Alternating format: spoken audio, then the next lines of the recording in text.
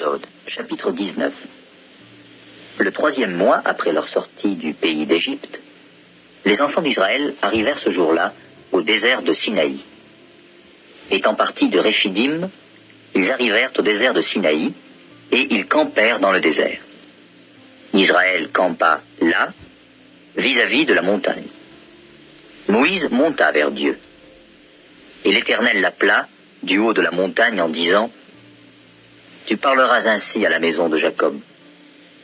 Et tu diras aux enfants d'Israël : Vous avez vu ce que j'ai fait à l'Égypte, et comment je vous ai porté sur des ailes d'aigle et amené vers moi. Maintenant, si vous écoutez ma voix, et si vous gardez mon alliance, vous m'appartiendrez entre tous les peuples, car toute la terre est à moi. Vous serez pour moi un royaume de sacrificateurs et une nation sainte. Voilà les paroles que tu diras aux enfants d'Israël. » Moïse vint appeler les anciens du peuple, et il mit devant eux toutes ces paroles, comme l'Éternel le lui avait ordonné. Le peuple tout entier répondit : « Nous ferons tout ce que l'Éternel a dit. » Moïse rapporta les paroles du peuple à l'Éternel. Et l'Éternel dit à Moïse : « Voici, je viendrai vers toi dans une épaisse nuée, afin que le peuple entende quand je te parlerai, et qu'il ait toujours confiance en toi. » Moïse rapporta les paroles du peuple à l'Éternel. Et l'Éternel dit à Moïse : « Va vers le peuple, sanctifie-les aujourd'hui et demain, qu'ils lavent leurs vêtements, qu'ils soient prêts pour le 3e jour. Car le 3e jour, l'Éternel descendra aux yeux de tout le peuple sur la montagne de Sinaï. Tu fixeras au peuple des limites tout alentour, et tu diras : Gardez-vous de monter sur la montagne, ou d'en toucher le bord. Quiconque touchera la montagne sera puni de mort. On ne mettra pas la main sur lui, mais on le lapidera, et on le percera de flèches. Animal ou homme, il ne vivra point.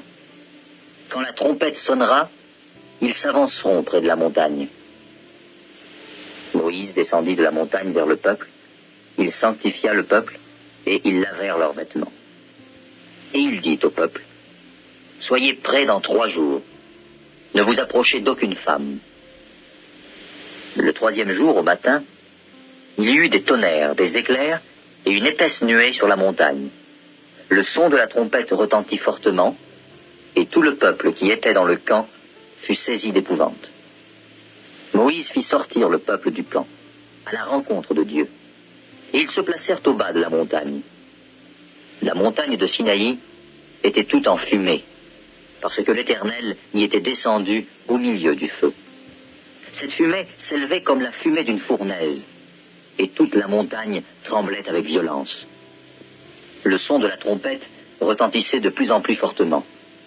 Moïse parlait, et Dieu lui répondait à haute voix. Ainsi, l'Éternel descendit sur la montagne de Sinaï, sur le sommet de la montagne. L'Éternel appela Moïse sur le sommet de la montagne, et Moïse monta. L'Éternel dit à Moïse : « Descends, fais au peuple la défense expresse de se précipiter vers l'Éternel, pour regarder, de peur qu'un grand nombre d'entre eux ne périssent.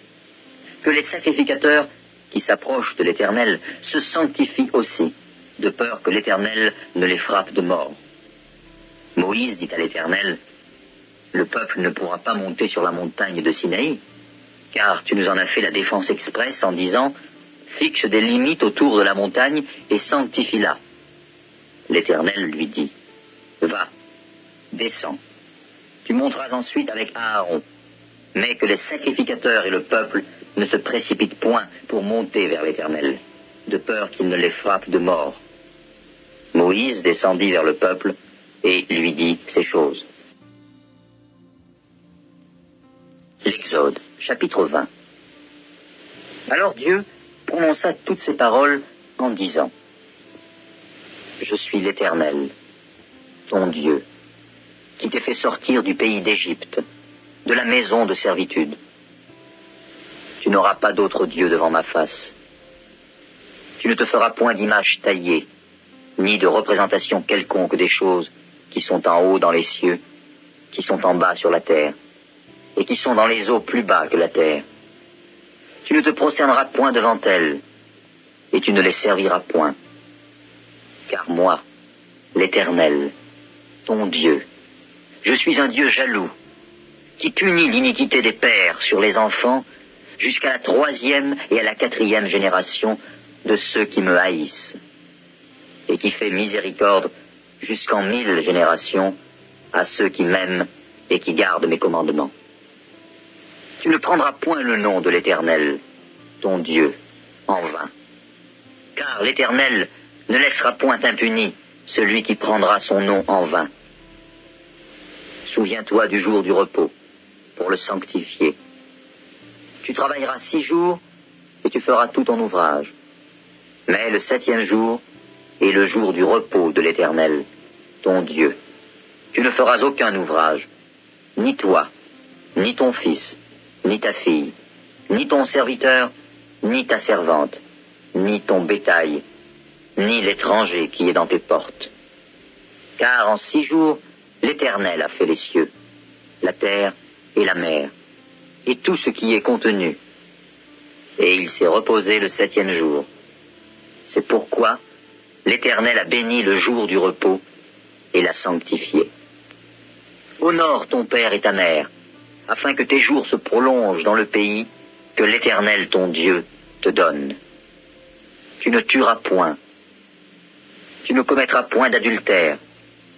Tu ne déroberas point. Tu ne porteras point de faux témoignages contre ton prochain. Tu ne convoiteras point la maison de ton prochain.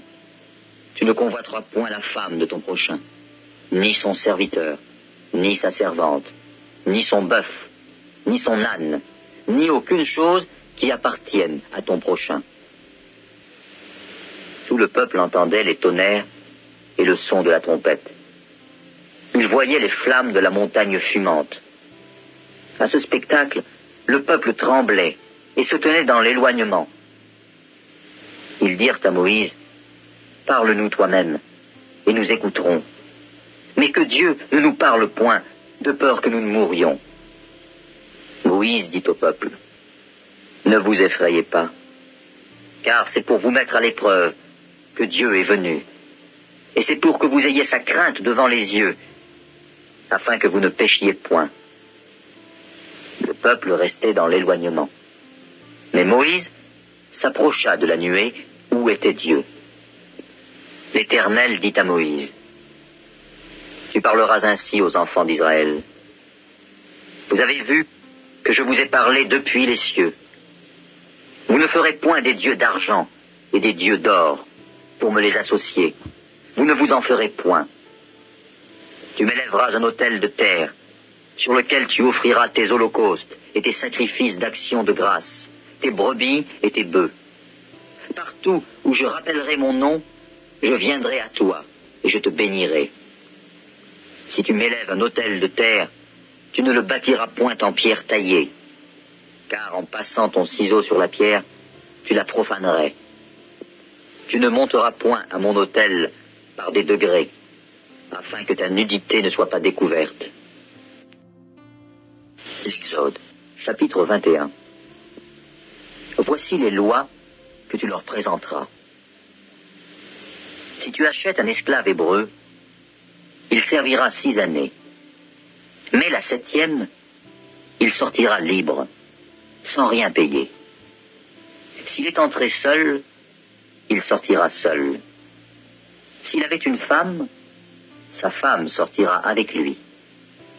Si c'est son maître qui lui a donné une femme, et qu'il en ait eu des fils ou des filles, la femme et ses enfants seront à son maître, et il sortira seul.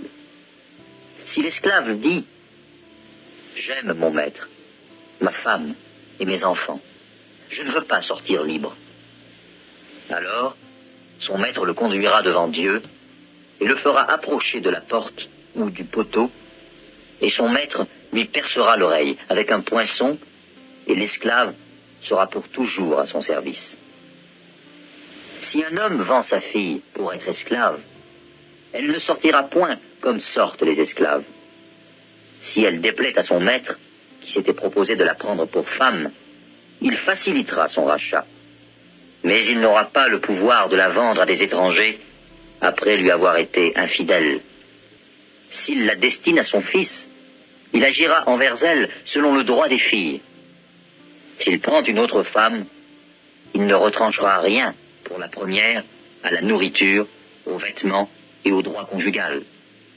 Et s'il ne fait pas pour elle ces trois choses, elle pourra sortir sans rien payer, sans donner de l'argent. Celui qui frappera un homme mortellement sera puni de mort.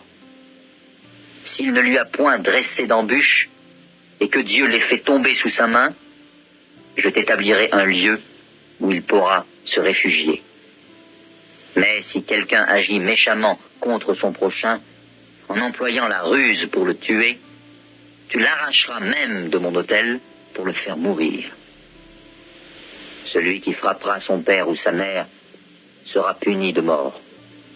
Celui qui dérobera un homme et qui l'aura vendu ou retenu entre ses mains sera puni de mort. Celui qui maudira son père ou sa mère sera puni de mort. Si des hommes se querellent et que l'un d'eux frappe l'autre avec une pierre ou avec le poing, sans causer sa mort, mais en l'obligeant à garder le lit, celui qui aura frappé ne sera point puni dans le cas où l'autre viendrait à se lever et à se promener dehors avec son bâton. Seulement, il le dédommagera de son interruption de travail et il le fera soigner jusqu'à sa guérison. Si un homme frappe du bâton son esclave, homme ou femme, et que l'esclave meurt sous sa main, le maître sera puni. Mais s'il survit un jour ou deux, le maître ne sera point puni, car c'est son argent. Si des hommes se querellent et qu'ils heurtent une femme enceinte et la fassent accoucher sans autre accident, ils seront punis d'une amende imposée par le mari de la femme et qu'ils paieront devant des juges. Mais s'il y a un accident, tu donneras vie pour vie, œil pour œil, dent pour dent, main pour main, pied pour pied, brûlure pour brûlure, blessure pour blessure, meurtrissure pour meurtrissure. Si un homme frappe l'œil de son esclave, homme ou femme, et qu'il lui fasse perdre l'œil, il le mettra en liberté pour prix de son œil. Et s'il fait tomber une dent à son esclave, homme ou femme, il le mettra en liberté pour prix de sa dent. Si un bœuf frappe de ses cornes un homme ou une femme, et que la mort en soit la suite, le bœuf sera lapidé. Sa chair ne sera point mangée, et le maître du bœuf ne sera point puni. Mais si le bœuf était auparavant sujet à frapper, et qu'on en ait averti le maître, qui ne l'a point surveillé, le bœuf sera lapidé, dans le cas où il tuerait un homme ou une femme, et son maître sera puni de mort. Si on impose au maître un prix pour le rachat de sa vie, il paiera tout ce qui lui sera imposé. Lorsque le bœuf frappera un fils ou une fille, cette loi recevra son application. Mais si le bœuf frappe un esclave, homme ou femme, on donnera 30 cycles d'argent au maître de l'esclave, et le bœuf sera lapidé. Si un homme met à découvert une citerne, ou si un homme en creuse une et ne la couvre pas, et qu'il y tombe un bœuf ou un âne, le possesseur de la citerne paiera au maître la valeur de l'animal en argent et aura pour lui l'animal mort. Si le bœuf d'un homme frappe de ses cornes le bœuf d'un autre homme, et que la mort en soit la suite, ils vendront le bœuf vivant et en partageront le prix. Ils partageront aussi le bœuf mort.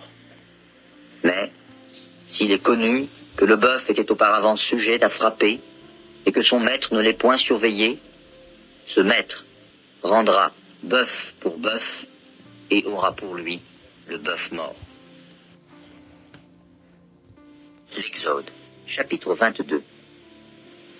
Si un homme dérobe un bœuf ou un agneau, et qu'il l'égorge ou le vende, il restituera 5 bœufs pour le bœuf et 4 agneaux pour l'agneau. Si le voleur est surpris dérobant avec effraction, et qu'il soit frappé et meurt, on ne sera point coupable. de meurtre envers lui. Mais si le soleil est levé, on sera coupable de meurtre envers lui. Il fera restitution. S'il n'a rien, il sera vendu pour son vol. Si ce qu'il a dérobé, bœuf, âne ou agneau, se trouve encore vivant entre ses mains, il fera une restitution au double. Si un homme fait du dégât dans un champ ou dans une vigne, et qu'il laisse son bétail paître dans le champ d'autrui, il donnera en dédommagement le meilleur produit de son champ et de sa vigne. Si un feu éclate et rencontre des épines, et que le blé en gerbe ou sur pied, ou bien le champ, soit consumé, celui qui a causé l'incendie sera tenu à un dédommagement. Si un homme donne à un autre de l'argent ou des objets à garder, et qu'on les vole dans la maison de ce dernier, le voleur fera une restitution au double, dans le cas où il serait trouvé. Si le voleur ne se trouve pas, le maître de la maison se présentera devant Dieu pour déclarer qu'il n'a pas mis la main sur le bien de son prochain. Dans toute affaire frauduleuse concernant un bœuf, un âne, un agneau, un vêtement ou un objet perdu, au sujet duquel on dira « c'est cela », la cause des deux parties ira jusqu'à Dieu. Celui que Dieu condamnera fera à son prochain une restitution au double. Si un homme donne à un autre un âne, un bœuf, un agneau ou un animal quelconque à garder, et que l'animal meurt, se casse un membre ou soit enlevé sans que personne l'ait vu, le serment au nom de l'Éternel interviendra entre les deux parties. Et celui qui a gardé l'animal déclarera qu'il n'a pas mis la main sur le bien de son prochain. Le maître de l'animal acceptera ce serment, et l'autre ne sera point tenu à une restitution. Mais si l'animal a été dérobé chez lui, il sera tenu vis-à-vis de son maître à une restitution. Si l'animal a été déchiré, il le produira en témoignage, et il ne sera point tenu à une restitution pour ce qui a été déchiré. Si un homme emprunte à un autre un animal, et que l'animal se casse un membre ou qu'il meurt en l'absence de son maître, il y aura lieu à restitution. Si le maître est présent, il n'y aura pas lieu à restitution. Si l'animal a été loué, le prix du louage suffira.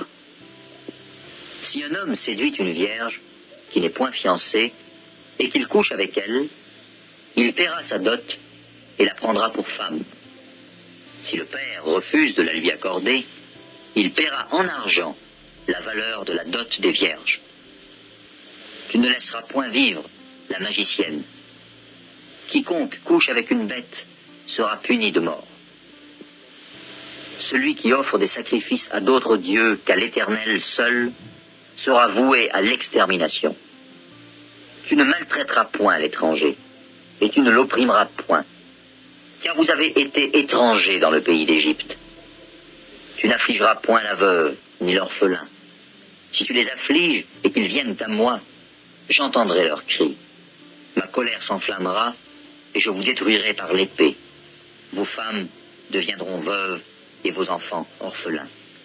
Si tu prêtes de l'argent à mon peuple, au pauvre qui est avec toi, tu ne seras point à son égard comme un créancier. Tu n'exigeras point de lui d'intérêt. Si tu prends en gage le vêtement de ton prochain, tu le lui rendras avant le coucher du soleil, car c'est sa seule couverture, c'est le vêtement dont il s'enveloppe le corps. Dans quoi coucherait-il? S'il crie à moi, je l'entendrai, car je suis miséricordieux. Tu ne maudiras point Dieu, et tu ne maudiras point le prince de ton peuple. Tu ne différeras point de m'offrir les prémices de ta moisson et de ta vendange. Tu me donneras le premier-né de tes fils. Tu me donneras aussi le premier-né de ta vache et de ta brebis. Il restera 7 jours avec sa mère. Le 8e jour, tu me le donneras. Vous serez pour moi des hommes saints. Vous ne mangerez point de chair déchirée dans les champs. Vous la jetterez aux chiens.